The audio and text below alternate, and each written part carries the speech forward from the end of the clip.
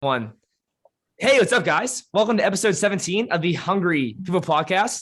It is your boy, Michael Patrick Buckley, and I'm here with my co-host, Mr. AJ Dodka. He's back with us, and he's ready to attack, and we're ready to rumble. We got a special interview / discussion today with our boy, Rane Roatta from Miami Fruit. We're so excited to have him on, and this discussion is going to be powerful. It's going to be deep.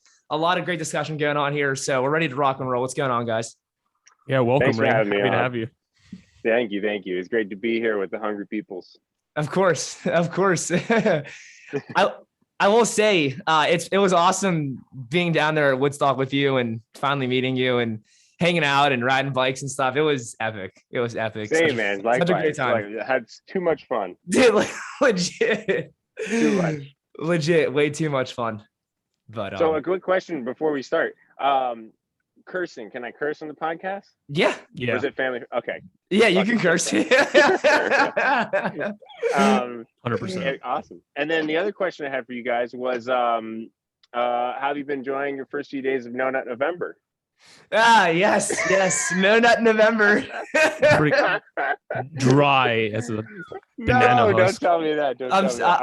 I'm saving all my life force for December. So whoever that lucky girl is, or whoever, hopefully you'll whatever. have her on the podcast, and I'll save all that life force energy. But yeah, to be clear, I put No Nut November in the same category as breatharianism. That's all. I mean, hey, good for you. Kudos to you. I'm not a fan. I'm doing the 90 nut November. That's 3 nuts a day for all of November to make up for all the fools not nutting. So, you guys are welcome to join me. 90 nut November. That's impressive. If you could do that, we got to balance it out. Yeah. I mean, you got to balance it out. If you can do that, I'm actually impressed. You know what? You're holding up the fruitarian community all by yourself. Yeah. The detox world. You know what? Since we're on this right now, AJ, why don't you start with the first question? I think you know what it is. Let's like the actual first question. No, Okay, let me look. Hold on a second. Yeah, I think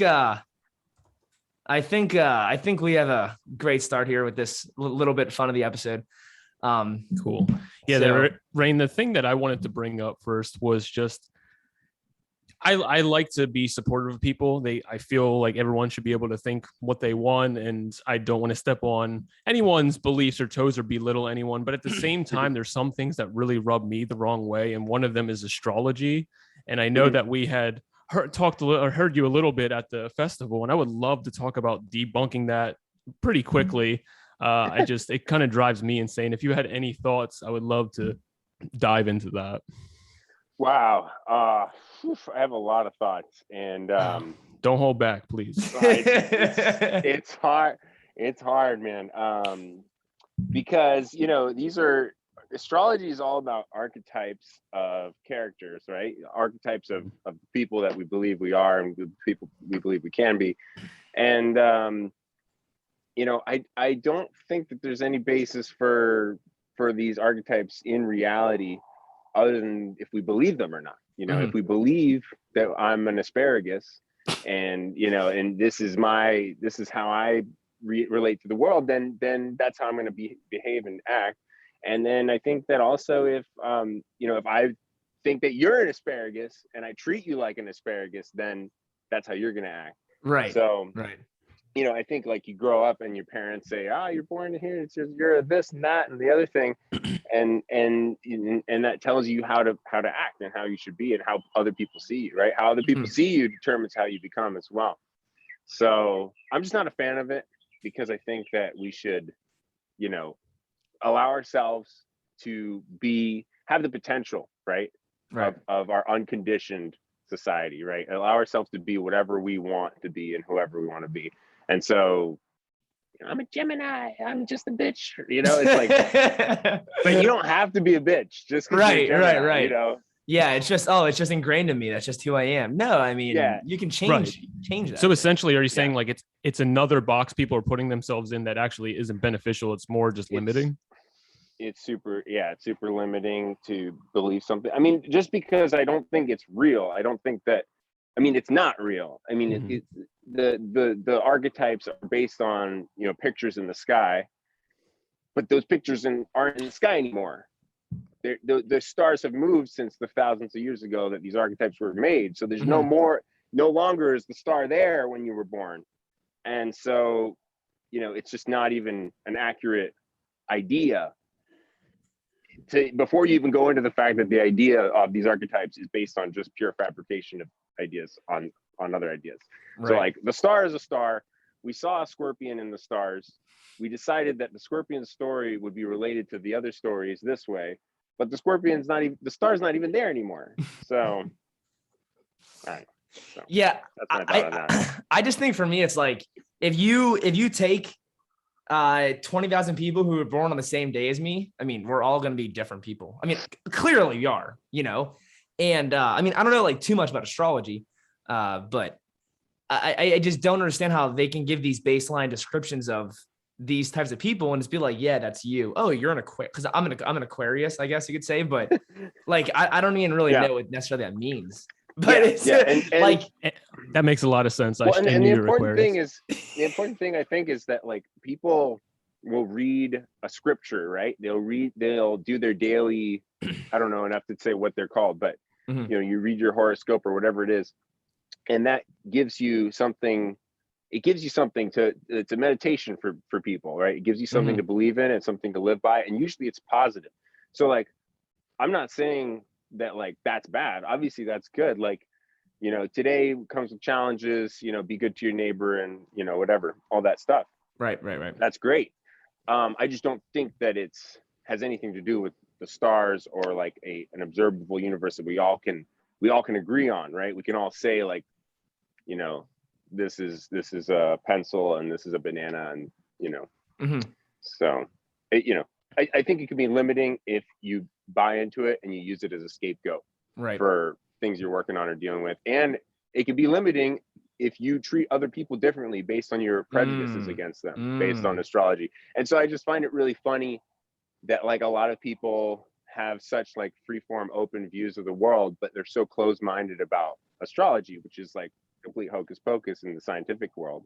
And I just think we should like, you know, kind of guys like lighten up a little bit, you know, like it's great to, you know, totally, you know, it's great to take lessons from the Bible, but you don't have to take everything word for word from the Bible, because that can lead to really bad things, right? That we've seen in history. So same shit. Totally. Yeah, great point. I just wanted to say for myself, I look at it in just a bunch of generalizations that, okay, if you're a Taurus and there's 10 different things that are very broad that can pretty much apply to anybody, it's like, well, in every category they're doing that. So of course you're going to find something you can relate to. Yeah. Totally. Yeah. Cool. Awesome. Yeah. Thanks for sharing that, Rane and AJ. Yeah, it was fun. It was fun. And we had like this moment. It's not super politically correct, but if you believe in gender fluidity, right, or you believe that, you know, you can change your gender, or you can change your identity, or you might not be what you were born as later in life, wouldn't that also apply to astrology? Like, wouldn't you also be able to say like, you know, I was a Cancer and now I'm a Sagittarius? Oh yeah. You know, like shouldn't that be okay? Like, shouldn't we accept people for that? Yeah. Or is that like too much of a higher power and light force energy that's like we can't tap into? I don't know. You know? It's just questions. It's just like a whole other universe. Yeah. Yeah. Just a whole other universe. Anyways, yeah. So let's dive into this a little more. Not astrology, but let's get serious. Yeah. All right, let's get serious. So no Fab November. So yeah, you've been plant-based vegan for how long? 11 plus years. Wow. 11 plus years. Yeah. Wow. Good for you. What got you into that? Why'd you start? I started because I met a crazy raw vegan, like we all did. And I think I was 17. I'm 28 now. Wow. Coming up on 29. And I met some dude. He's been raw vegan for 10 years at the time. Now he's probably been raw vegan for 20 years. Wow. Or raw vegan, whatever that means. And I ate a cheeseburger. I met the raw vegan, and then I went raw vegan for like a year, thereabouts. So straight cheeseburger to raw vegan Wow. And then I realized that I was dying, starving to death. I think I was healthy. I was a healthy weight when I started. I was pretty much vegetarian, and I ended up going from like probably around 180 down to like 140 at 6'2". Yeah, so you could like see the arteries in my chest and stuff. It was really, really bad. Wow. But I was also, not like eating enough. Like I was not just was I raw vegan, I was Right, like a right. breatharian, So like I was starving. So then from there I started eating food again, and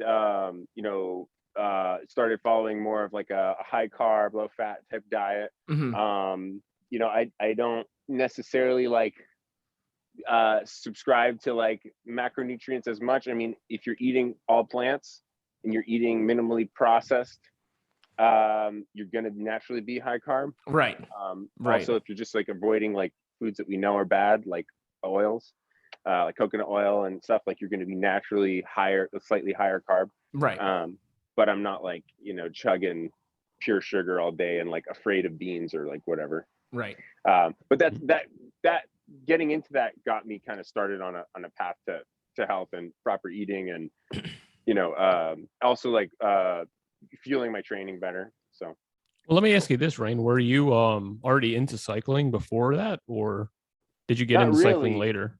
I've always so I was really overweight as a kid, and I started exercising and kind of eating somewhat vegetarian or like mainstream type pescatarian diet, where I was like I wouldn't eat the worst things. And so I lost a lot of weight, and I got into basic running and basic working out. But I started cycling as transportation in high school, and nothing serious. I fell in love with cycling when I was probably 18, 19, and I went on a bike tour. So me and my friend Daniel, we biked from Miami, Florida to New York City in I think like 24 or 26 days. Damn. And that was like the catalyst that like sparked my love for cycling. And since then it's been a real passion of mine, because I fell so hard in love with it. Yeah, were you a Durianrider guy back in the day? Did you find him informative or inspirational? Oh, totally. Or did you? Okay. Yeah. What age was that? That was probably I went from starving raw vegan to Durianrider at probably 18. I found Durianrider, and there was a bunch of other people in the high carb vegan community at that time, and still are. But he's, I mean, undoubtedly a legend, right? Like what he's done is legendary. Say what you want, but for sure he's a serious guy. Right. Have you met him? No, I haven't met him. Really? No. Okay. No. So you've never ridden with him or anything? No, but I'd love to drop him on the flat sometime. Yeah, I'm sure. I'm sure. Not on a climb. Why you think he'd get you in the climb? No, I think I would hang. I think I'd give him a run for his money. He's getting old, Bless his heart. I love him. But yeah. Have you read his books? Either of his digital books? You haven't? No, I haven't. Gotcha. I mean, you watch 2 videos of the guy and you know everything he has to offer. So that's what I like about him. He's pretty transparent. Yeah. Did you take like a template from him and like apply it to your life, or did you just kind of get some basic ideas? I think of him like kind of like what's this dude that everybody loves? I can't remember. It's gonna kill me that I can't remember his name. The motivational guy who looks like this all the time. You can do anything. Tony Robbins. Yes, that guy. It's funny. On the last episode, I was mentioning Tony Robbins and I couldn't remember his name, and I just. That's funny. Yeah, I think of him like that. He's inspirational, Yeah. Because the way he talks and the way he's inspirational. I don't watch his videos much now because like I get it, Right. He's a legend. Mm-hmm. Yeah, well, AJ and I, we always talk about how Durianrider, he always repeats himself. He's repetitive. And I think that's actually a good thing. And it shows that he's consistent and that he's preaching the same message. He's not like talking about one thing and then being a hypocrite about something else. Even though, I mean, to some extent, I think we all could be hypocrites, Yeah, he's a human. But that's why I do love Durianrider's message. And it is good to hear the same points over and over again. I know some people might not like that. They just get annoyed. But I know for myself, it's like, it's good to get that reminder, it's good. It's good to go on Instagram and see even you or Leo or other guys biking, working out, getting after it. And I'm like, damn, like they're grinding. They're doing this thing. Like, what am I doing? And it does. It gives me that, like, a little bit of that boost and that power to keep going and keep doing those activities, Absolutely. So that's why I like Durianrider, but AJ? He has a saying where it's like, or there was a video of him and he was like, yeah, sure, I could eat less and then I could give up the 30bananasaday.com, I could give up the girlfriend, and I could give up my fitness, and just showing how like important that food is, and able obviously to be able to go after the things you want. I mean, it's the fuel. Right. And he highlighted that more than anybody. I mean, sometimes I think he reversed engineered like the restriction with like stuff yourself until you want to throw up, in a way where people are just believing in that and just forcing themselves to eat. So obviously take everything with a bit of common sense as well. But I feel like he was one of the first people that, or maybe one of the only people ever that I've come across that is actually like, make sure to count calories, not to eat under a certain window, but to get enough. And that's rare. Right. I mean, I never thought of calories as a growing up at all, but when I went vegan, I had to. Yeah. I think that there's some basic misconceptions that we have, especially in Western society, about protein and milk, and what food groups really are, right? Like, and so you kind of need someone to tell you that sugar is not bad if you're just kind of eating a standard American diet, because you've been brainwashed to think that all sugar is bad, right? So, right. Yeah. MP, did you want to start with the next question? Yeah.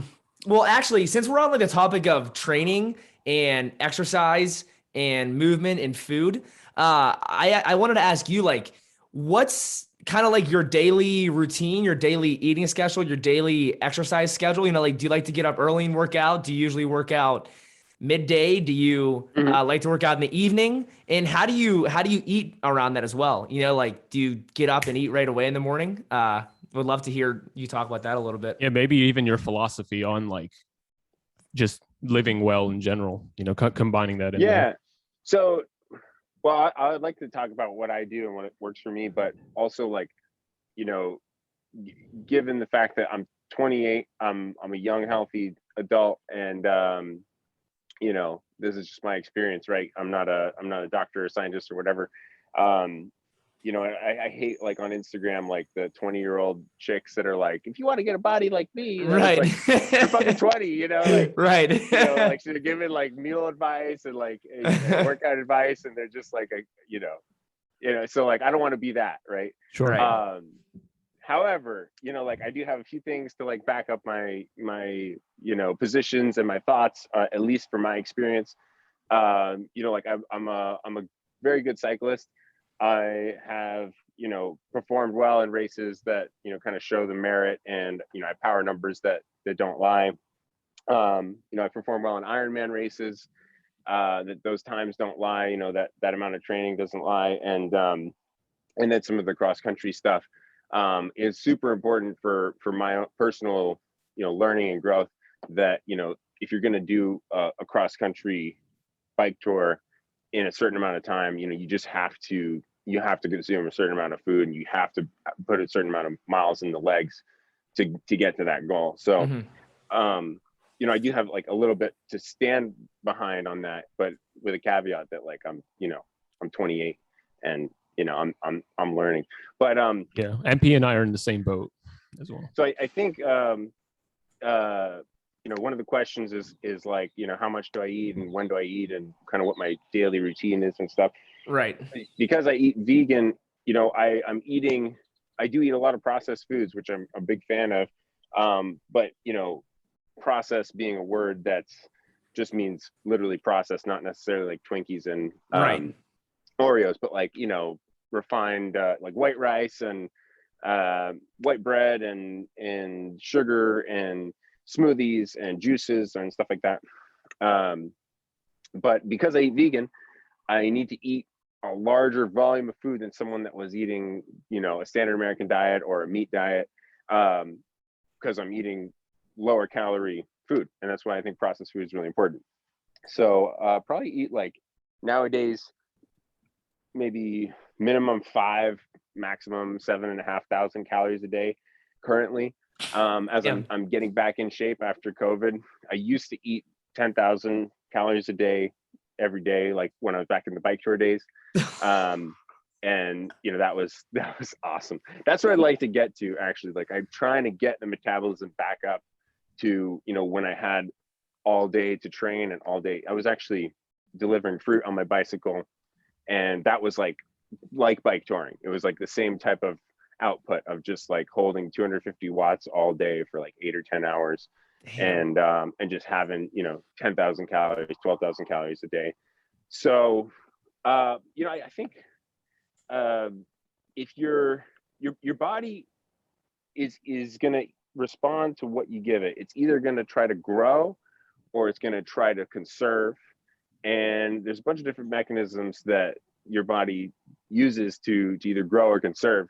But in general, it's pretty widely accepted. If you eat throughout the day, you keep the flames burning, you're going to keep that metabolism up. So I subscribe to that idea. And then also, fueling your workouts and your activities, it kind of goes in the same thing. There's standard knowledge of eating every 30 to 45 minutes during moderate to high intensity exercise. If you're doing exercise for more than an hour, you definitely got to be fueling during those hours. Standard stuff.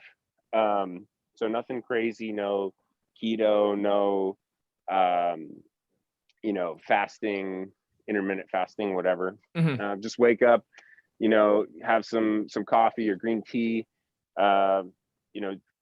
get on the bike, eat a Cliff Bar, get off the bike, have 1,500, 2,000, 3,000 calories, and then just eat throughout the day, and just as much as I can.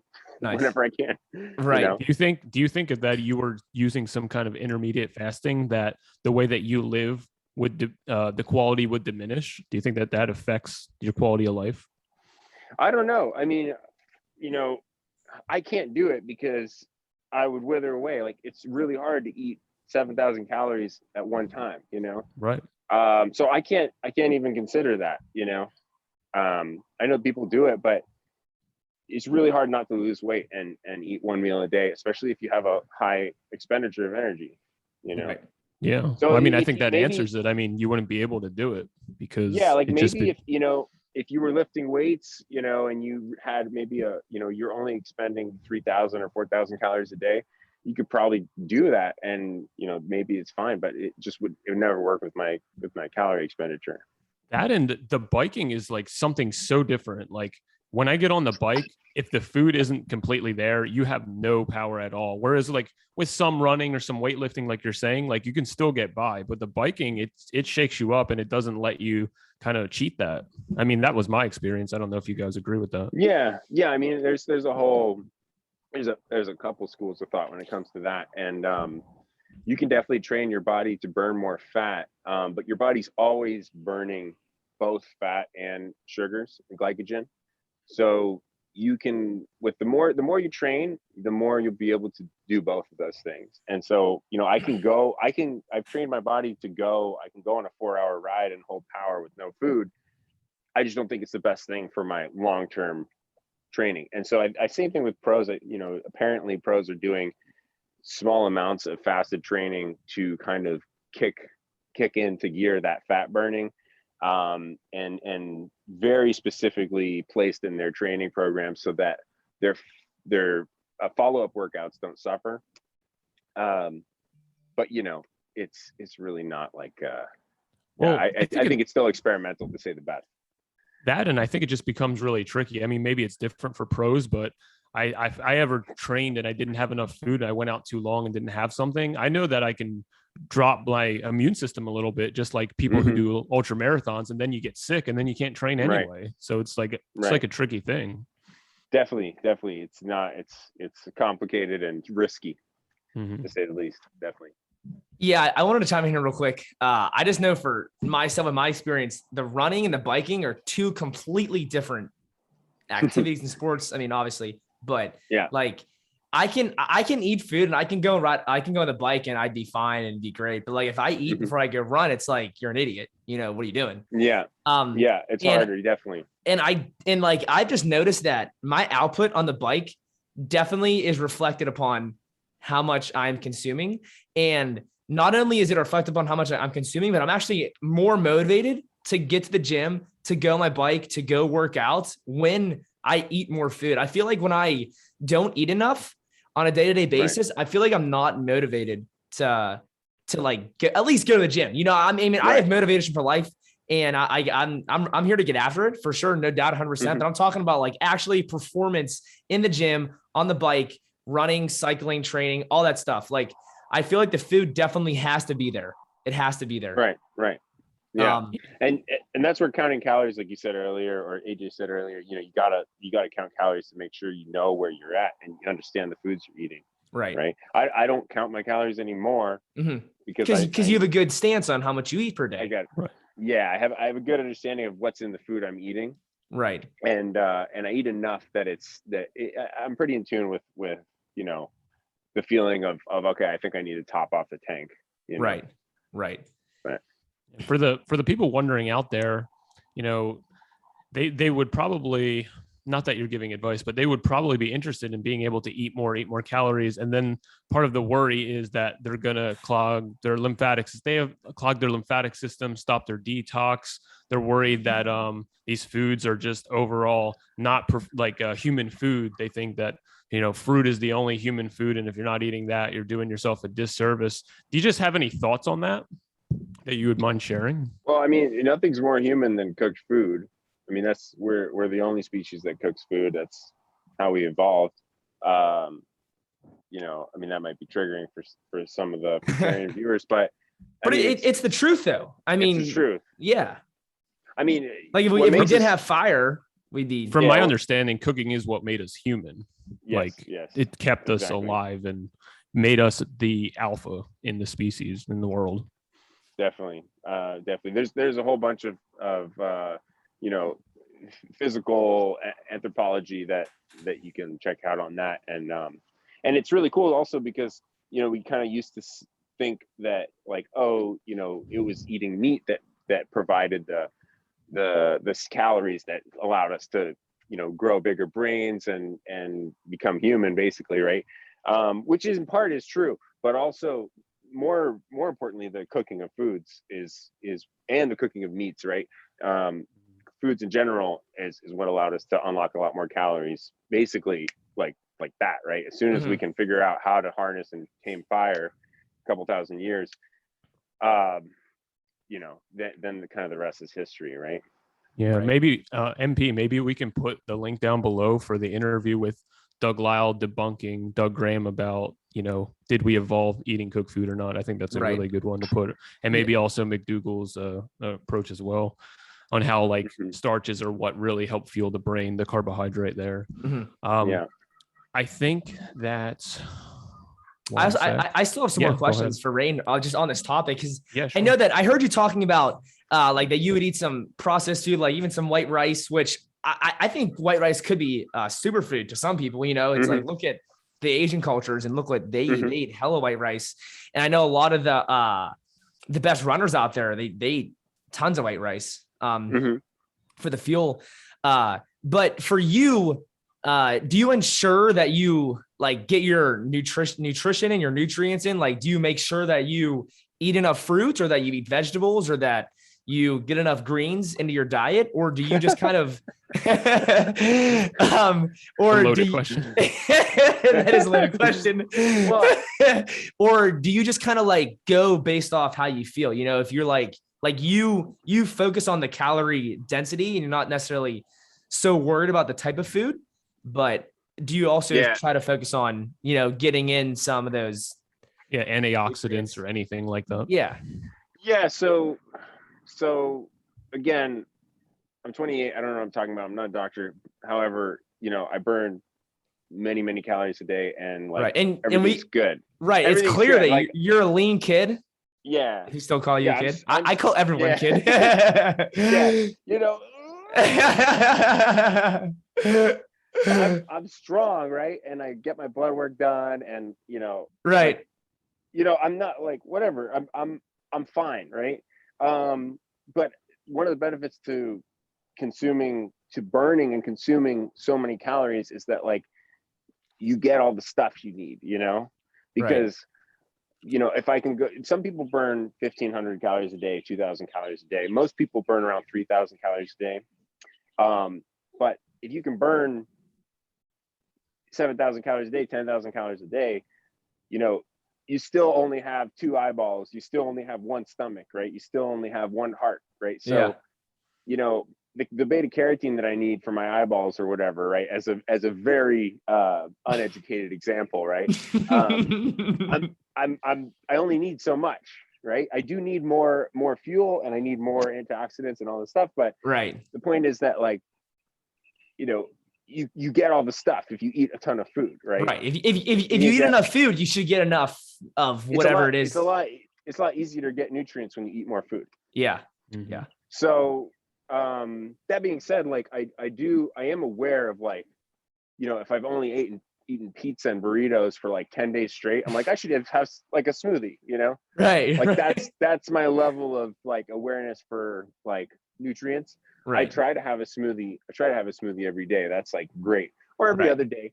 In my smoothie I put like a whole like 2 or 3 pounds of blueberries and a bunch of ripe bananas and almond butter, soy milk, maple syrup, Totally. granola, whatever. Throw some Cliff Bars in there. Who cares? It doesn't matter. But I try to get some berries because the antioxidants. And I don't really eat vegetables because if I eat vegetables, I get undercarbed. Right. It's like it's hard when you eat vegetables. You're generally eating either very little calories or 100% oil calories. Right. Like if you're cooking your vegetables in oil. So if I'm eating a salad or vegetables, I'm filling up on no fuel, and then I can't eat fuel, and then I get kind of behind. So for me, like I avoid vegetables unless they're on a pizza or in a burrito, something like that. That's how I get my vegetables, and occasionally I'll make some vegetables with some beans, and rice and bread and whatever. Right. Or if someone I like soup. If someone makes a soup, I'm just not very good at making soup. Furman likes Soups soup. are good. Dip some bread in there. Nice.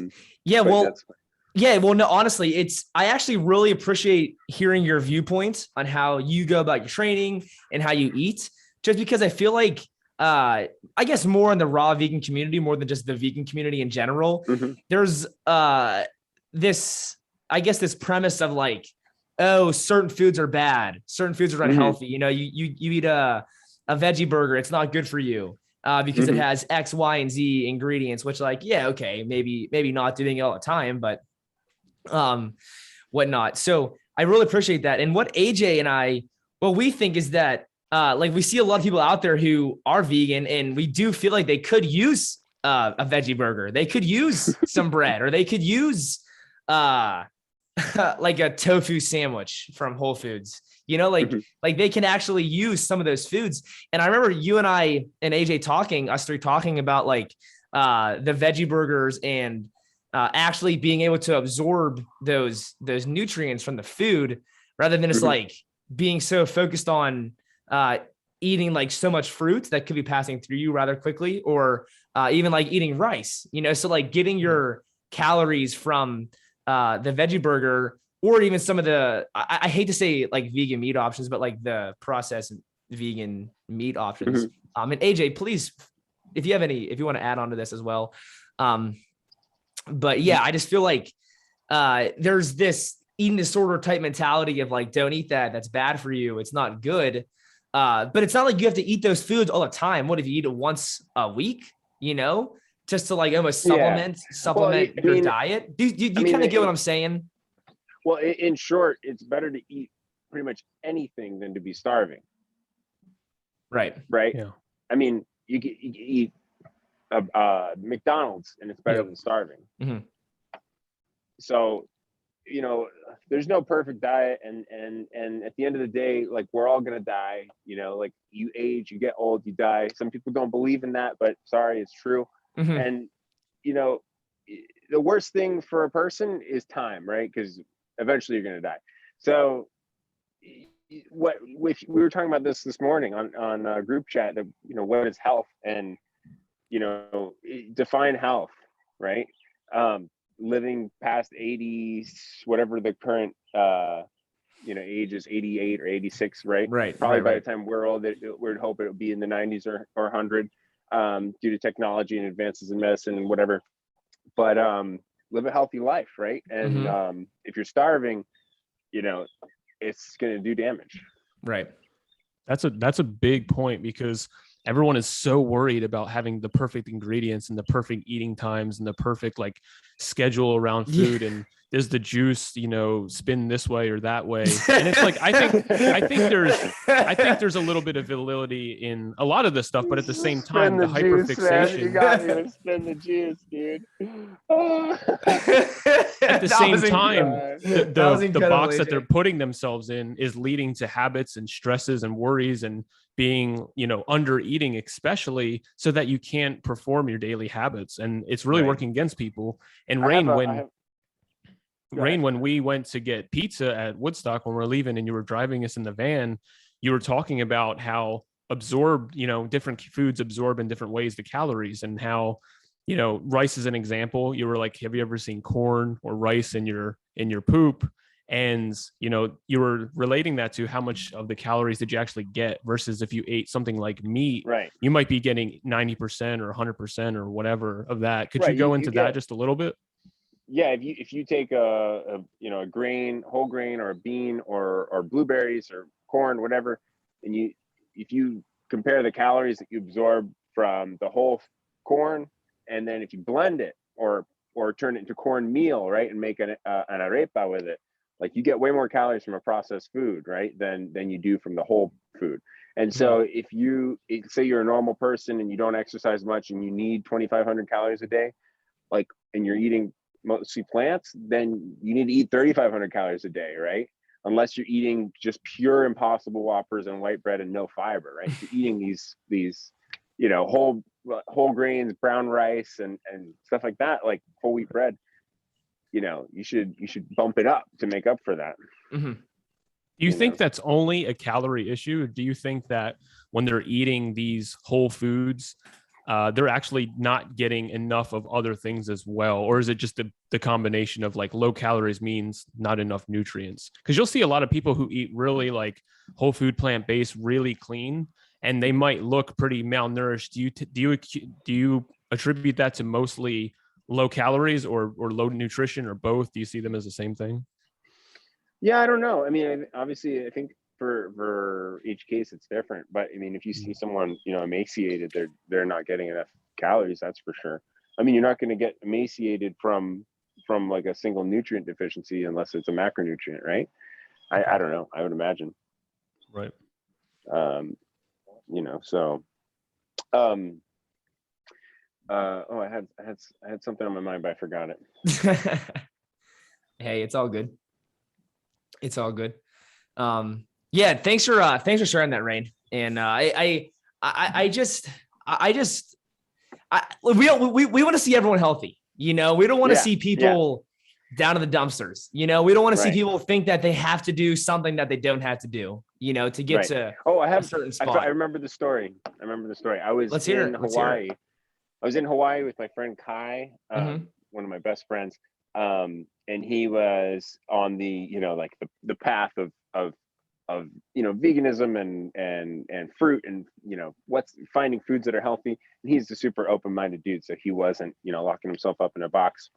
But we were biking in Kona, which is like the historical, it's where the Ironman World Championships are.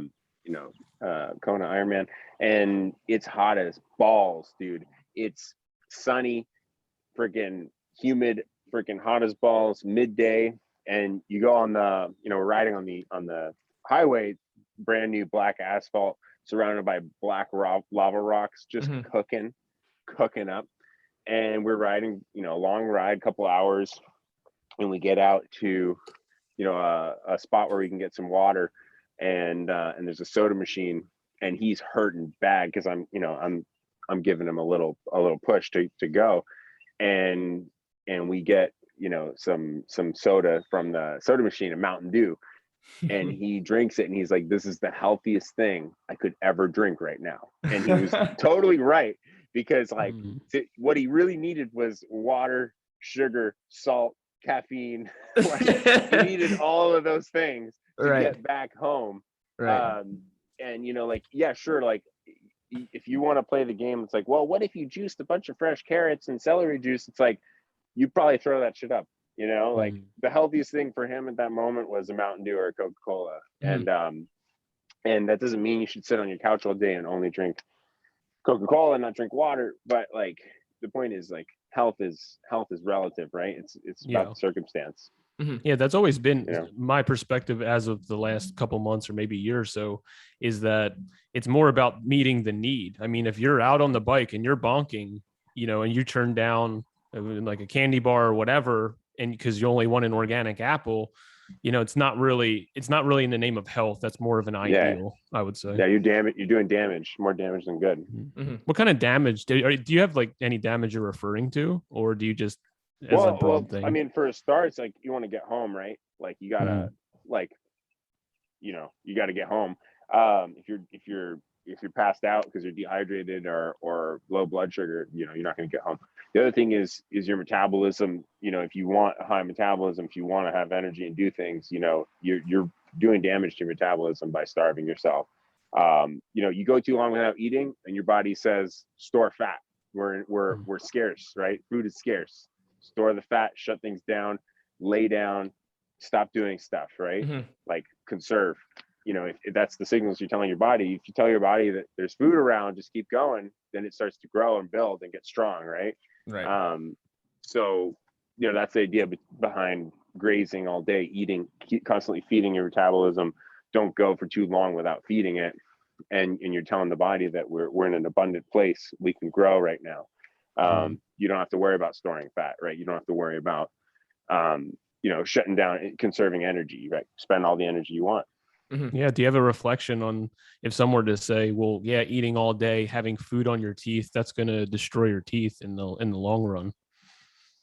Well, when it comes to teeth, I mean, I say that because you have really healthy looking teeth. So. Oh, thanks. Well, you had what was the quote earlier? It's okay to take a shower, AJ Decabon.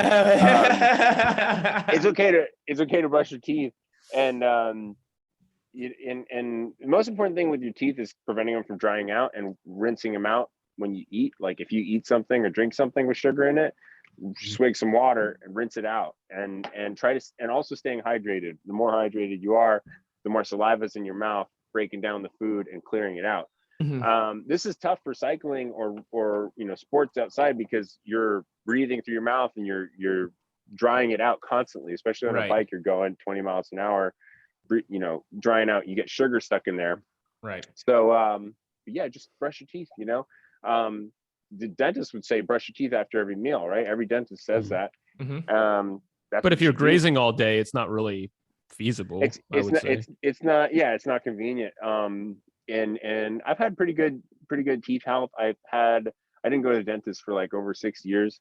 I just went, I had one cavity. Considering like all the crazy stuff I do, I think that's pretty good. Well, my initial thought to that as well is a lot of the people, especially in the raw vegan world, they have bad teeth, but I think that under eating and, like you said, starving is a big indication, and you can see it in teeth health. I mean, it's if you give your body enough nutrition, I feel like it gives them the ability to keep themselves healthy. Right. Yeah. You definitely need. I mean, it's bones, right? So it's bone health. There's a bunch of other, you know, gum health and bacteria and all that stuff, but you know, I think staying hydrated for most people is where most people are lacking on the teeth front. Is like, if you're hydrated and you're drinking water and you're flushing out the food after you eat, like that's going to pay the most. You know, assuming you brush your teeth a couple times a day and, you know, everything else is normal, you're not drinking your pee or anything like that, then you know, that would be the biggest advice I can give people is keep hydrated and rinse your mouth out, you know, every time you eat. Right.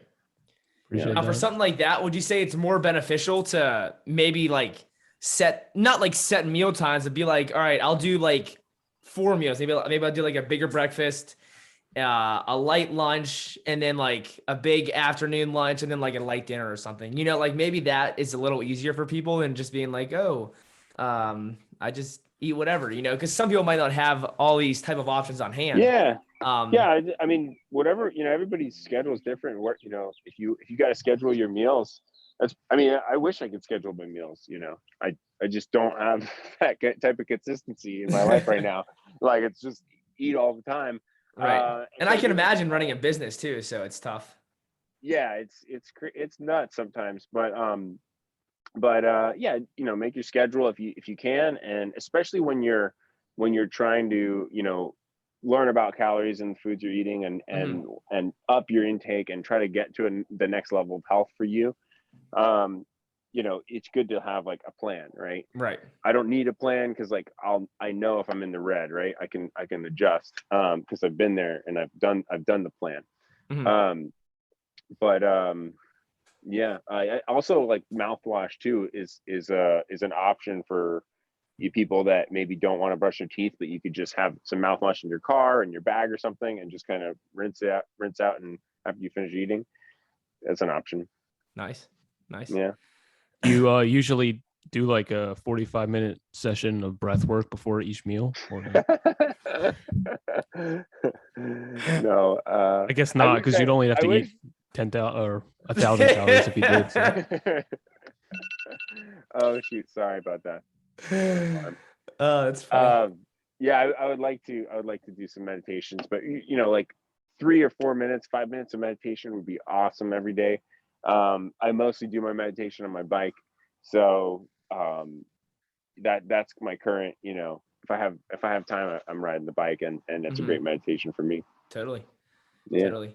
How would you turn AJ and me into super athletes? Is there a step-by-step process, or is it a secret? Like if you had us if you had us on the farm, what would you do to turn us into these super athletes? Well, I'm not the greatest athlete all around, but I'm a great cyclist. I can turn you guys into great cyclists, but if that's what you mean. Yeah, sure. Let's hear it. What would you do? Well, I don't know if you want to share your secrets or not. But. No, I mean, it's not really secrets. It's just hard work and eating enough fuel and sleeping well. I mean, those are the most important things is getting an adequate amount of sleep, fueling well, doing, proper training and recovery and, periodization, and just making sure that you're consistent and yet varied, right? Your training you should have consistent training that's varied. And that's kind of like the hardest thing to kind of, get together with your schedule and your training schedule. You don't want to do the same thing every day, but you want to have, you don't want to take your foot off the gas for too long and lose your gains. So, yeah. Hey, well, let's get specific for a second. Since you do have a bit of a running background, I don't know exactly what, what level you competed at as far as the running goes, but I think my running, I never really did much running outside of the context of triathlon. So I've done Olympic triathlons where I ran like like I want to say like a 42 10K or 40 10K, at the end of a marathon. At the end of a triathlon. But I think my fastest minute mile was probably like 5:05 or 5:10, so not that fast. But that's like a year of training, and then a year of specialized running training, and then my fastest 5K was probably in the like 17-minute range, something like that. So not that fast. I really focused on Ironman distances and long distance running, and I never ran a marathon outside of an Ironman. So my marathons have always been pretty slow, like close to 4 hours at the end of an Ironman. But got you. Yeah. So for me, I really want to get below like 4:38 in the mile, and I would like to get to a point where my 5K is in the 16s. Do you think that combining cycling training is very beneficial for that and creating that cardio. Because I feel like sometimes you have to, let's say I'm getting back into running like I am, you have to take a really long time to build that leg, muscle memory and everything, even though it's still there from all my previous training. But you can't really do the cardio that you can, and it's going to take a while. So do you think combining that with the cycling is going to be beneficial? I think I'm the wrong person to ask, because like I'm the person that goes from cycling to running and injures myself because I'm going too hard too quick. So that's what I'm trying to prevent by using cycling as like the medium. I would say make sure you don't go too hard too quick. That's the main thing. But I'm probably the wrong person to ask. I think that if you find someone that can give you I'm sure there's a benefit to cycling. I'm just not sure the best way for you to integrate it to your training. Right. Well, the reason I asked is because Harley does all of his cycling and he can still go run like a 17:30 5K with barely any running training. Yeah, I mean, he's been running for a long time, so he's and he hasn't gone periods without running. So if you like me, like I stopped running and I had an injury and I stopped running, and I think that if I was to hop back on running right now, I could run really fast if I had to, but I would probably end up doing damage, just because the connective tissues and the joints and ligaments and all that stuff need time and training miles in the legs to build up. Your bones actually grow, they get stronger and thicker, the more you run. And same with all the connective tissue. So you just got to be careful, and running, running, you're dependent on all of the structure of your legs and your whole body to hold you up. Cycling, you have the bike for that. So you got to take care of your bike tires and lube your chain or whatever. But with running, you got to take care of your legs and your feet and stretching and all that stuff. So it's a different beast. And then swimming is even worse because swimming, you have to become a boat. Like you have to make your body into the shape of a boat, basically, or a dolphin, right? And that's even harder than running, which is something that comes pretty naturally to humans, right? So totally. Sure. Rane, how would you if you were in the wintertime up in, let's even say Pittsburgh, Pennsylvania, where I live, would you be more indoors riding on like an e-bike or whatever, not an e-bike, but let's even say like a Peloton or something like that, or a stationary bike? Would you be more inside, or would you still be outside riding in the cold, geared up, freezing? I think I'd have to do both. I definitely don't like the cold, and that's why I live here. But you can get better training from Zwift, from like an indoor trainer that's structured training, than you can on the road any day. Like it's way better training for your time to be on Zwift and do intervals. There's no distractions, there's no red lights, there's no cars, there's no stop signs. So just bang for your buck, minute for minute, right. You're gonna get better training that way. But I'd probably still go outside once in a while because gotta love it, the wind in your face, for sure. It does feel good sometimes. Go ahead, AJ. Yeah, no, I'm sure there's a bunch of equipment that you can get specifically for winter riding that'll minimize that, or do you know, Rane? No, I'm sure there is. I'm just the wrong person. No, even myself, like I have gloves. For sure, obviously, and I wear like a face mask too, and I think I should double sock it because it just gets my feet get freezing, and when it's 30 degrees outside and you're riding the bike, it gets cold. But I was referring to if you went to like REI, I'm sure they have like cycling winter equipment or something. Yeah, they do. Okay. Yeah, they definitely do. Rane, I want to ask you, does vegan, what does it mean to you? Is it about the health, that's like not having the saturated fat? Is it about the environment? Is it about the animal ethics and how, like right now where you're at, is it important to you, or is it something you see you're doing for the rest of your life? Being vegan, that is? Yeah. I think that it means different things to different people. For you, yeah. Yeah, for me, I see all of that. I think that I think if anything, being vegan, it means the least specifically for your health, because I think plant-based is a idea that has taken over, and I think that has a lot of validity as being like, well, if you eat vegan 99% of the time, right, you're doing pretty good. But I totally support and believe in veganism for the planet and veganism for the animals, and for our fellow humans, right? Like, I don't think that having a job where you have to kill animals is a job that anyone should have to have, so even if you're buying animal products once every blue moon, it's still like, someone had to do that. Right. So I admire the hunters and foragers that do that themselves, and those people generally, not always, but generally have a more holistic diet. Like, they usually will eat more plant-based, and then they'll go hunt, and they just kind of care about that. I mean, that's not always the case, but so I think that nowadays, for me, veganism means less about the health and more about the environment and the animals and the ethics. Yeah, I'm glad you said that, because since you own a farm, you actually have a better understanding than a lot of the people who just throw around different claims. Like, for example, you will have people who eat like carnivore diets, and they'll say how much of a less of a blueprint they make. And then you have the vegans over here watch Cowspiracy and say like, well, every cow produces this much methane.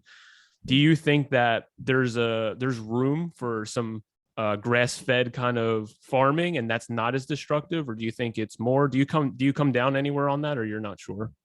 Well, I think if you're buying a product at the supermarket, that I don't think you can claim that there's a sustainable way to do grass-fed beef. I think if you have your own cows and you're doing that, then I have nothing to say, really.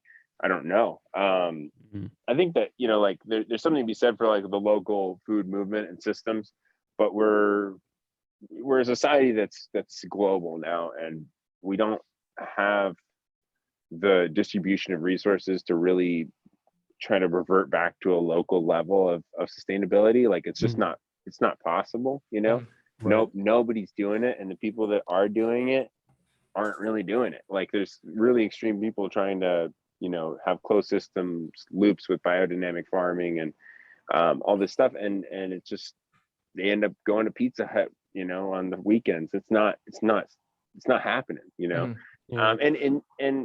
it doesn't need to happen, right? Like, Right.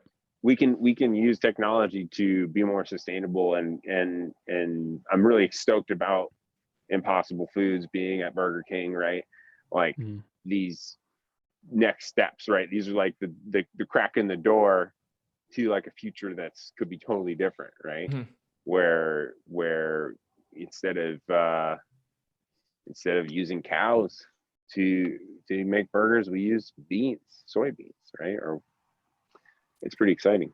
Yeah, right. Soybeans. MP, did you want to ask about the soy? Yeah, well, so I mean, I definitely have a few statements to make there. It's like, even on social media recently, I feel like it happens in like clumps. You'll see people, they'll do everything in clumps. So like recently I've seen a bunch of people start getting, I don't want to say like ex-vegan, but they started drinking like raw cow's milk or like raw goat's milk. And some will even say that it helps heal certain issues that they have in their body. And they can like feel the difference of drinking the raw goat's milk or raw cow's milk compared to anything else. Let's even just say like an all fruit diet, or drinking juice, that the milk feels better on their body. Now, I wanted to like get your thoughts on like soy milk and even oat milk, I guess you could say, or certain products that you get at the store. Like, do you think that those are healthy products that not that we should be consuming, but they're like a good option in a pinch? If you wanted, if you need like some quick energy, or maybe even like before a workout in the morning, maybe do some soy milk and some form of sugar. Like, do you think that Totally, that's like a good option? Because there's also this craze out there too that like, oh, look at what's in the soy milk. There's all these chemicals and stuff that they add to it. There's like added vitamins and minerals to the soy milk. You should be getting it naturally. Like if you drink raw goat's milk, it's just one ingredient. It's raw goat's milk. Yeah, I mean, there's other shit in it too. Yeah, it's fortified, or yeah, or like soy is sprayed more than anything else. So the soy is fine, but the spray is the problem. Yeah. And I remember Rane, that on Instagram you did a rant on soy milk, and yeah. Before we go to, I'm gonna forget all this stuff. This is great. One, like the people that like generally go from like veganism to like drinking cow titties and goat titties, like they did not allow themselves to eat tofu, right? They were like purists and they were eating fruit and that's it, or like, you know, super, you know, low calorie, whatever, restrictive diet, and they allowed themselves to eat like a super high calorie refined food like meat or dairy, and felt better. Wow, that's amazing. Like who would have thought, right? Yeah. You're starving and then you eat calories and you start to become healthier. Yeah. So I feel like generally like the pendulum swings like that. Yeah. And if you're eating like a balanced diet and like you're eating soy, like if they just ate the soy milk, they would also feel good, right? What else? Chemicals in yeah, so like they're fortified, or yeah, something. I mean, like so you could like make your own, you know, but it's just like the constantly doing it gets annoying. You know, I don't want to have to make my own nut milk or my own oat milk all the time. Like I know I can, but like it is nice just to go to the store and get some soy milk. Basic, it's basic food ingredients, and they're in everything, and they're in dairy milk a lot of the time too, and don't have to be labeled as such. And then they're in all kinds of other foods, and they're healthy for you, and they're fine. I mean, you know, maybe don't drink a whole bag of xylitol or whatever. I don't know. Right. Actually, xylitol is a fake sweetener, but like, you know, like the point is, it's like, you know, just because you don't understand what it is doesn't mean it's bad for you. Do some research, figure out what it is. You know, like citric acid. You know, it's fucking fine. Well, some people will say that citric acid's mold, and I have like seen a study on that like it does come from mold, but yeah. I mean, I like legit. There's people who like they'll do reels and stuff. Oh, you don't know where this citric acid's coming from. Oh, it's actually mold, and you're eating mold and putting it in your body. Like, do you really think that's healthy for you? You know, and that's what they say. But like the way that I kind of look at it, that it's all chemicals. Like everything's a chemical. You eat a banana, it's chemical. It's all certain chemical structures in our body. The other thing is like someone says that goat's milk is one ingredient. Don't eat soy milk. That goat was eating soybeans and corn, you know, like, what do you think this is?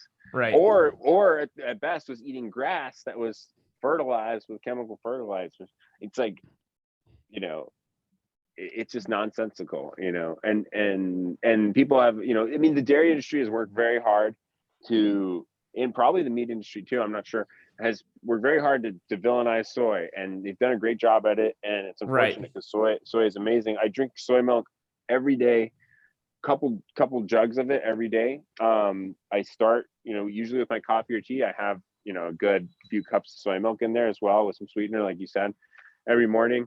And it is actually, when I was doing running training, as you guys were asking about, like, how do you know, running and eating is tough. I was slamming the soy milk, like the super very vanilla silk soy milk. It tastes like the you know, when you're done with your cereal, it tastes like the sweet milk after your cereal. Oh, right. I was slamming that, you know, between training sessions because it was hydrating and full of calories and protein and sugar, and that would help me with running a lot because it digests quick and it was, you know, a liquid food, right? Mm-hmm. So I would be slamming those all day during running training. Cool. Yeah. I feel as though there are people, because you know, what we're talking about is making sure you're not starving. That's obviously so important. But do you think that there are people that are sensitive to soy, just like people that are sensitive to, there are a small percentage that's sensitive to like gluten, like people with celiac? Yeah. And allergies are a real thing. And I think, because I don't want to undermine people who actually do have challenges with certain things and just be like, oh, everything is just disordered eating. But at the same time, you know, some people really are exaggerating. Yeah, I think, I mean, there's been a lot to villainize soy, and there's been a lot to villainize gluten. And just my opinion, based on my experience, and I do also a lot of research, and I subscribe to nutritionfacts.org, so I've seen every video ever made on nutritionfacts.org. So I have a good baseline, but my personal opinion is that there are people that are allergic to certain things. Don't eat those things, right? Your body is confusing them with something it's not. Don't eat them. And then there are most of the people that have what we're calling intolerances, which is the body is not processing it well in one way or another. A lot of that comes down to like the gut biome, the environment that you've been living in, right? The environment you've been feeding your gut flora. If you go raw vegan for a month or a year or 5 years, don't expect to like feel great after eating a can of beans. Like that's gonna hurt, like you're not gonna have the bacteria, the biome to digest that stuff. Right. Same thing with you go gluten free because you think it's gonna be this cool, great thing, and maybe you feel better, maybe placebo, maybe you don't feel better. You go back to eating grains or gluten or whatever, and it's tough because you killed off those bacteria. So you got to repopulate the bacteria. You have to start slowly, 1 spoon of beans, 2 spoons of beans the next day, 3 spoons of beans the day after, and hard when you're starving though, hard to do. Yeah. Repopulate the flora. So I think a lot of people get into that because they either did a juice cleanse, or they did a fast, or they did a whatever the cleanse, the elimination of food groups was. And it really hurt them. The other thing is like, people cut out gluten and then they feel so much better. If they, you didn't cut out gluten, you cut out like 6 cheese pizza. You know what I'm saying? Like the 6 cheese pizza was making you feel bloated and like shit. Like it was on top of a little layer of gluten, but that's not like the cause, it's like a really easy scapegoat for like, pepperoni. Yeah, it's kind of like the sugar in the cake thing. It's like, oh, I gave up sugar. It's like, well, you stop eating donuts and cake for fucking dinner or something. Yeah, donuts and cake are mostly oil, right? They're not mostly sugar. They taste like mostly sugar because you can't taste oil, but they're mostly oil. Right. So a lot of times, if you take a standard American and you remove gluten, well, by default you're removing a bunch of foods that are like loaded in bullshit, Right. So in that sense it is healthy to be gluten-free, but like a loaf of bread is totally healthy if you can digest it. All right, I wanted to bring this up because we're on the food. Let's talk sugar for a sec here. Now, do you see there is that big of a difference between let's even just take like refined sugar versus like eating a piece of fruit, or let's not take refined sugar on itself, but let's like you're adding it to other foods. So whether it's maple syrup or brown sugar, organic, the healthiest organic cane sugar you could find, or whatever, like coconut sugar. Do you think that I don't want to say if it's okay, but like, do you think that there can be maybe benefit from doing it, or do you think that like we should totally stay away from doing something like that? Like what are your overall thoughts on like the sugar stuff? Well, I think that like it's important to realize that like anytime you go out to eat, like everything you could possibly ever eat has salt and sugar in it. Like that's what makes it taste good. Right. So like if you want it to taste good, you should put some sugar and salt in it, and you'll eat more of it. And so, you can use that to your advantage if you want.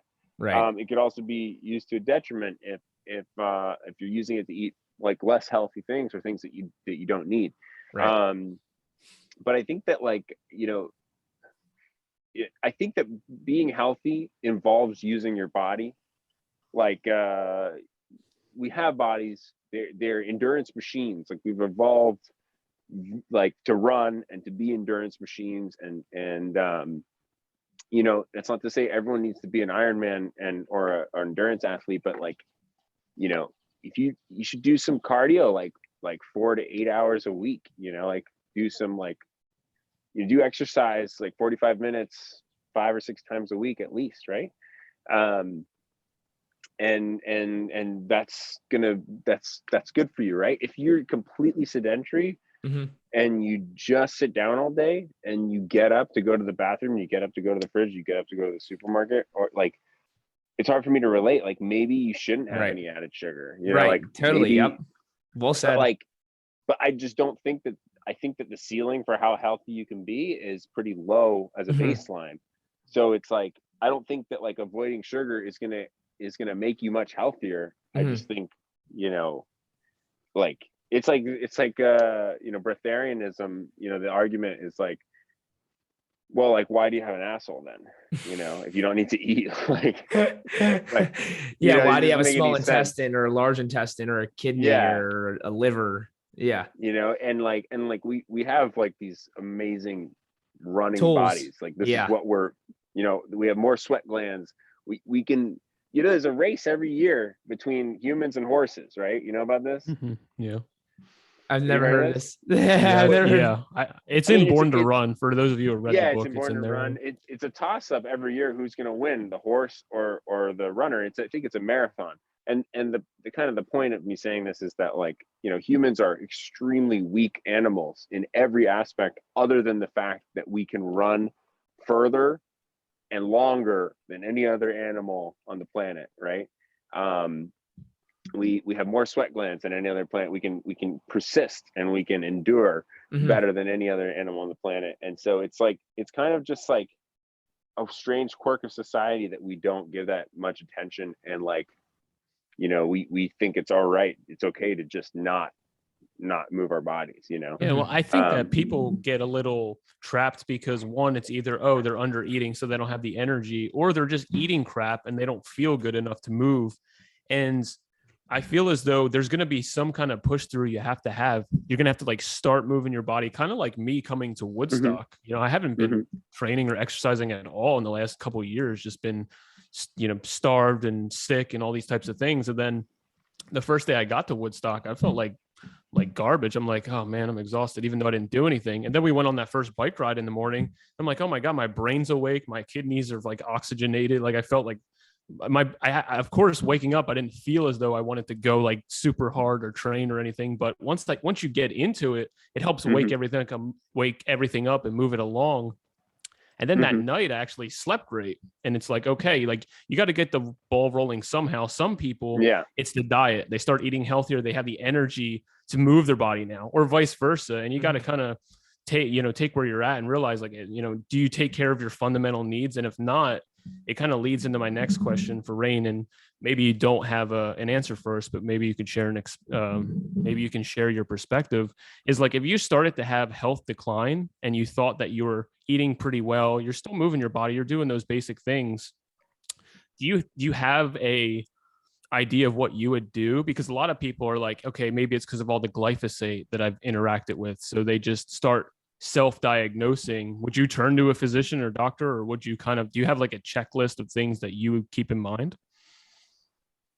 If your health was declining, you didn't know why, you know? Oh, well, blood tests, things like that. Yeah. I think totally. If you feel crap, you know, go to the doctor, make sure you don't have AIDS, right? You know, like, make sure that you don't have a virus or a bacterial infection, or, you know, or something like that. You know, if the doctor says it's all good, you know, you're probably good. I don't recommend like getting on antidepressants or like, you know, painkillers or stuff like that, unless you have some, you know, your arms chopped off or whatever. But you do think there's a good place for medical intervention? Generally, I mean, like. Well, I wanted to give one example. So in the fruit and detox community, everyone is so against antibiotics. Like, it's literally the worst thing you could ever do. And obviously, if you just constantly get infections and you take antibiotics all the time, of course, that's terrible for your gut and it's not healthy for you.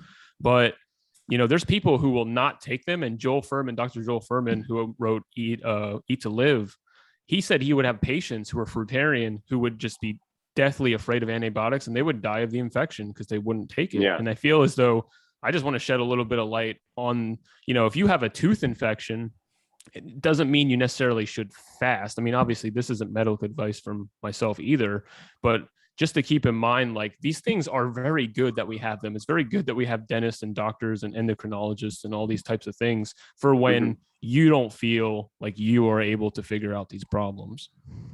Yeah, totally. Antibiotics can save your life. I don't think you should take them without knowing that you have a bacterial infection, Right. because they can do more harm than good. Right. But if you know you have a bacterial infection, it's worth taking. You know? Right. I wanted to interject here. Colin, the guy that I did the last interview with, he made a great point because he's a physician assistant. And what he said was that America is, or I guess even the world, but I think he was more saying America, is that we are the best in the nation. Yes, America. We are the best in the nation with acute disease prevention. You know, so like, you get into a car accident, you break your leg, you get shot. We'll give you this, we'll give you that. You know, we can treat it real quick. We can cure it. We can help you out. We can save you, do the best we can. But like for like long-term lifestyle diseases, we're like the worst at it. Like we're the worst in the world, you know, because most people just want to, most doctors, they just want to like kind of say, hey, here's this pill, you know, here's this, instead of, hey, change your lifestyle, you know, move your body a little bit. Drink some water, eat some good food. I think that there's like definitely a lack of trust, a understandable lack of trust for the the medicine and the medical system here in the US, at least. Right. Because of, say, like, to go back to the antibiotic example, you know, our doctors use antibiotics as, you know, the first checkbox to rule out what could go wrong. Like, if you don't feel, if you have something that's not feeling right, they'll prescribe you antibiotics just to make sure. Right. And I hope that I was understood, that I didn't mean in that way. It was more like people that just won't do it no matter what. Right. Yeah, absolutely. But what I'm saying is there, that I think that the people that are really afraid of antibiotics kind of come from this understandable lack of trust in the medical system, which is that we overprescribe stuff just to kind of like, you know, rule out possibilities and just kind of shoot the shotgun of like, okay, let's just rule out all these bacteria that could be causing this problem, even though we don't know what it is. And that's, that sounds like a huge problem. Yeah. Well, I don't know if it's good or bad. I'm just a dude, right? Like, but like, what if we didn't do that? What would we do instead, right? Is there a capability to test for all these for how many different bacterial infections there could be? Right. You know, is that something that's even possible, right? Or feasible? Would that mean that the price would go through the roof? I don't know. Like, I don't have the answers to these questions, but my point is just that, like, the pendulum is always going to swing. And if you have like this issue that, you know, causes mistrust in the widespread use of antibiotics, you go in and you feel sick at the doctor, and you could have a viral infection, and they will give you antibiotics, which do not help with viral infections, right? Antibiotic is for bacteria, biotic. Antiviral is a vaccine, right?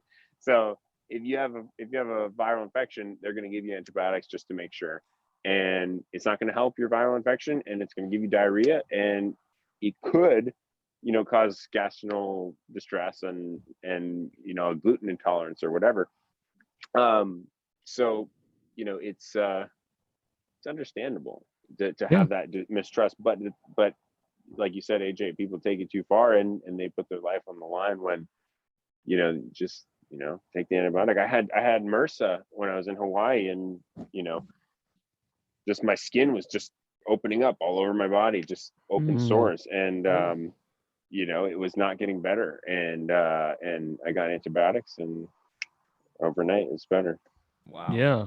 I have been on both sides as well. I mean, I've been the physicians, and they just zero help, still take your money, don't have any idea, don't even try or seem to care. And I relate to that heavily, but I also relate to putting myself in dangerous positions where it's like, I'm trying to like solve these things that were easily solved, you know, like you said, with the MRSA, through some help, basically. Through some help. Yeah. And I think that, you know, a lot of the purist mentality comes from like, well, you know, my body should be able to fight it off if it gets stronger. You know, how did our ancestors survive the stuff? And kind of to that, I'd say like we don't live in a natural environment anymore. We mass produce animals that are breeding grounds for new viruses and diseases. Yeah. We pump our cows with antibiotics, creating antibiotic resistant bacteria. You know, this is in our ecosystem. We've gone too far to go back. So we can't just, you know, modern problems you require modern solutions, right? Right. Totally Agreed. Totally. That could be helpful to someone who's resistant to get medical help when they really need it. Yeah. And even just the blood test being like good markers to know where you stand, even if you know, have your own thoughts about what should be done. I think it's helpful. For sure. Well, Cool. One other thing that I did want to bring up was I was sitting in the field I think it was in 2019, and Rane, you were there, and then someone had brought up GMOs and how GMO, genetically modified organisms, are just the worst thing ever. And you kind of shut it down very, very quickly. And that was the first time I interacted with you, I think. Not that you were talking to me, but I was just like, oh, okay. Like, this guy clearly knows what the fuck he's talking about. Would you share a little bit of the misconception about like how GMOs aren't just the most destructive, unhealthy thing, or maybe you think they are? Maybe you changed your mind. Well, so maybe there's just a different way to look at it. Well, yeah. So like, a GMO is a genetically modified organism, and we talk about GMOs as being something that we actually directly modified the genome to have desirable traits. And there's many different types of genetic modification, and different crops. We're mainly talking about food, but also like industrial crops have been genetically modified, like cotton and stuff like that. That so that we have cheaper T-shirts and all that stuff. But people think they're unhealthy inherently, and it's kind of like saying cooked food is unhealthy, right? Just because you're lumping everything that's cooked together, because you have bacon and then you have a sweet potato, and they're both cooked, so they're both unhealthy. And I think it's just kind of an oversimplification. And then also it kind of is worrisome that we have shut down a lot of the potential for research and development into genetic modification that could be potentially like world saving. And I think that research and development will still take place, but it's very tough for the economy to take that on when you have people that are not lobbying to ban or create the restrictions where these products can't be made or can't be consumed. So I think that definitely there's a huge can of worms that gets opened up when you talk about GMOs, because GMOs is so many things. Sure. People think that the soy they're eating is GMO. It's almost never GMO soy that you're eating. You can't go to the grocery store and find me GMO soy milk, and I'll give you $1,000. You can't do it. You can't find GMO soy milk anywhere in 2021, or GMO tofu. You just can't find it. You can't find that stuff. But where GMO soy does go, it goes to feeding cattle and livestock. So you kind of have like a lot of players in the game that are villainizing certain foods, just like we've said earlier, the meat and dairy industry villainizing soy. But at the end of the day, it's a tool for agriculture that in the future will almost certainly be essential with a growing population and with climate change. There's no doubt in my mind that like GMO foods are the only way that we'll have affordable food and variety of food in the future, or our children will in the future with climate change. And the sooner we can get to work on developing safe and effective genetic modification techniques and technologies, the better off our children will be, and the better off the world will be. But it's complicated because, on the other hand, when you have a society that is basically run by corporations, you have greed, and you have Profits. you have dysfunction, right? So I'm not well equipped enough to say, but like when a chemical company owns the seeds, and they own the genetics, and they own the chemicals needed for those, you can get into a questionable scenario, just like any corporate greed and monopolies that doing what's best for profits and keeping the system running underneath them. You have corporations buying out politicians and lobbying for changes in legislation that provide access for them to do things. If let's just put it this way: if one company or one corporation is doing all of the genetic modification, and they own all of the infrastructure through which this new product has to be used in the market, it can cause a huge problem with corruption and inequality. So the technology is not synonymous with the person using the technology, right?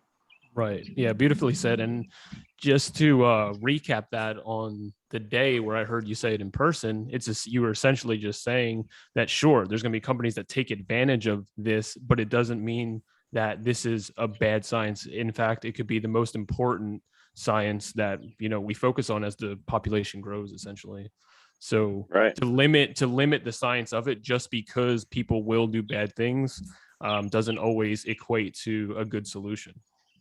Yeah, and it's tough in our society where scientific advancements are only driven by profits, or primarily driven by profits of large corporations. So to fund a study, to fund new science being done, usually takes some corporations, big corporations, to do that. It's not usually government funded or people funded. Nice. Dang, you went off there, Rane. You were going off there.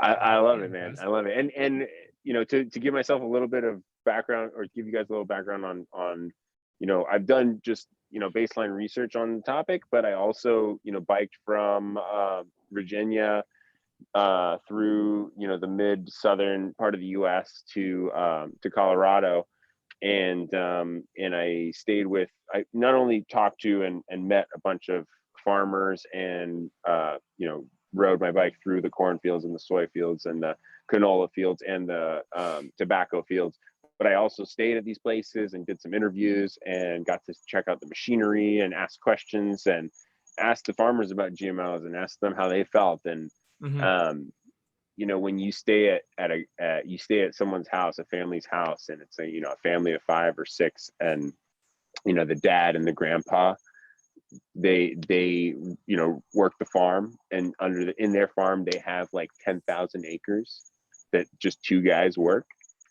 When they tell you about their jobs and what they think about it, I would just say listen to what they have to say, and learn from them and see what they're saying too, Wow.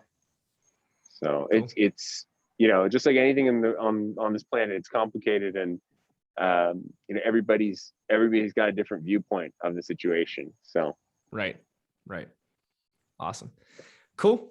Well, yeah, I loved hearing about that. That was great. And I actually would love to talk with some of those farmers and really see what they have to say.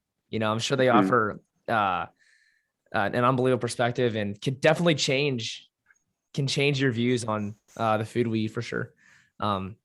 Cool. AJ, I have one more question for Rane. I'm not sure if you have anything else. I mean, we could sit here all day and talk. Yeah, I think it's ask good questions. to start calming down now. Get ready for dinner. But yeah, I had one more question for you, Rane. I guess 2 questions. What is your go-to dinner? And if you, I feel like sauces and dressings are important, especially for like a great salad, which I know you love salads. No, but even for like your rice or for your potatoes, or if you have a vegan burger, or if you want to dip something in, like, what do you like? What's your go-to dinner? Or what's like your favorite sauce you like or dressing that you prefer for your food? Yeah, I mean, I love bread a lot. Like I'll eat rice and beans and all that stuff. I try to eat beans kind of like the way I eat blueberries. Like I need to try to remind myself to eat them because they're healthy for me, right? But I love, like, I would eat pizza for dinner every night if I could. Having pizza, vegan pizza. Oh, good. Pizza is good. Sauces, like so it's good to have like a fridge full of sauces. You can just kind of vibe it out, with sriracha and teriyaki sauce, soy sauce, maple syrup. Like soy sauce and maple syrup combo is a great combo if you've never tried it. It's really good. It goes good on most things. Yeah, salt and sugar. What else? I also I make my own cheese sauces, which are really fire. I just take a bunch of nuts. I'm a big fan of walnuts. I use walnuts, but I also have like all kinds of nuts, macadamia nuts, all the nuts, Brazil nuts, all that stuff. But usually I make some nut cheese with blend a bunch of nuts with a little bit of water, a little bit of rice vinegar, obviously salt, sugar. What kind of sugar do you use, or just whatever, just local cane sugar, or whatever I have. Nice. And then the key is putting in some spice, some peppers, or some black pepper if you don't have hot peppers. And I like to also put in like some raw garlic in there, spices it up too. It gives it like another flavor component. Wow, nice.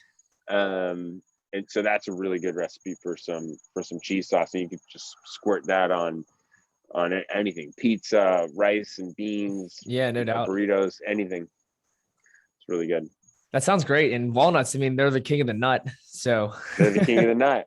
King of the nut. They got it all, full nutrition. And like, seriously though, like I can honestly imagine that breaking down the nut barrier and breaking down those walls might actually make it easier for our bodies to absorb. So I mean, yeah, definitely more calories if you blend it. Yep, sure. That's for sure too. For sure. Cool. Well, that's all for me. AJ, anything else for our guy Rane here? Our man Rane. What a name, by the way. I love it. I love it. Good name. Beautiful. I think that I would end it right there. I think we did a great job today. And Rane, I really want to thank you for coming on. I always enjoyed interacting with you, full of energy, full of information, and it's always a pleasure. Thank you. Yeah, it's always great. Thanks for having me. Yeah, of course. Thanks for coming on, Rane. And we actually didn't get to talk about Miami fruit that much. The discussion took us away. But we know that you guys are doing great things down there in Miami fruit. You guys are working. You stole my friend from me, but hey, it's all good. Yeah. Well, you guys got to come visit sometime. I guess when it gets too cold and you need a little vacation, come down here and we'll ride bike, and I'll take you to the beach and all that jazz. Heck yeah. Yeah, and check out, I'm sure the followers know about Miami fruit, and check us out. Totally. Lots of good fruit stuff going on, and yeah, happy to be here, part of your podcast, and love you guys, man. It's been Thanks, great. man. Love it too, man. Yeah, it was awesome. Love you too, and we'll definitely put the links for all the Miami fruit stuff down below as well. Totally. Awesome. Totally. Awesome. Cool. Well, hey, anyways, thank you, Rane. Stay up, be great. Always keep it HUNNIT, baby. Don't starve. Don't starve. Eat food. Stay hungry. Hey.